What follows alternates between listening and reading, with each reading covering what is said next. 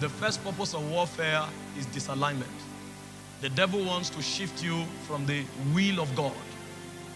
And so for the devil to achieve that, he will advance the tool and the weapons of deception in order to cause you to disalign. And the reason disalignment is very potent is because God is a king.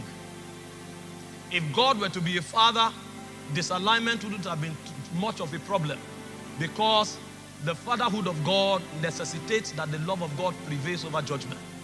In the context of a father, God relates with his children on the premise of love. And because God deals with his children on the premise of love, many things can be excused. But unfortunately, God is not only a father, God is also a king. And in the context of a king, the will of the kingdom is the government of that kingdom. And the moment the will of the king is violated, the purposes of God cannot be actualized. And so the devil knows that God is a king and we are offspring of a king, and therefore what he tries to do every time he advances warfare is to provoke a disalignment. The moment a man disaligns from the will of God, that man becomes vulnerable. That man becomes a victim.